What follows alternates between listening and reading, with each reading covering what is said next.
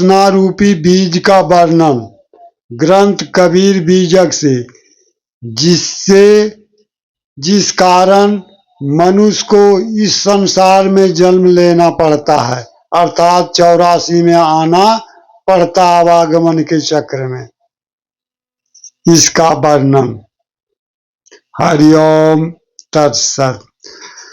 सुभागे कही कारण लोभ लागे, सुभागे कही कारण लोभ लागे, रतन जन्म गमायो, सुभागे कही कारण लोभ लागे, रतन जन्म गमायो, पूर्वल जन्म भूमि कारण, फिर कायक बीज बोयो, पूर्वल जन्म भूमि कारण, फिर कायक बीज बोयो,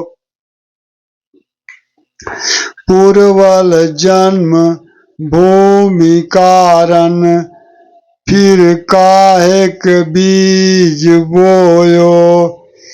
संत कबीरदास जी कह रहे हैं, हे मानवों, हे सौभाग्यशाली मानवों, तुम अपना जीवन का अमूल्य रत्न विषय वासनाओं अर्थात माया मोह के जाल में पड़कर तुम लोग क्यों गंवा रहे हो।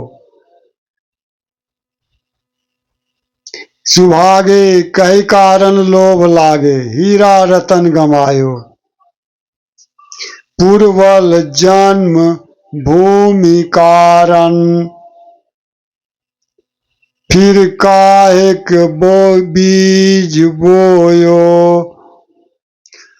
जिस वासना रूपी बीज के कारण तुमको इस संसार में आना पड़ा, उस बीज को तुम क्यों फिर से बो रहे हो। जिस बीज वासना रूपी बीज के कारण इस संसार में तुमको आना पड़ा, फिर माया मोह के जाल में फंसकर तुम फिर उस वासना रूपी बीज को क्यों बो रहे हो। अभी भी तुम संभल जाओ। इसीलिए कह रहे हैं, पूर्वल जन्म भूमि कारण, फिर कायक बीज बोयो, पूर्वल जन्म भूमि कारण, फिर कायक बीज बोयो।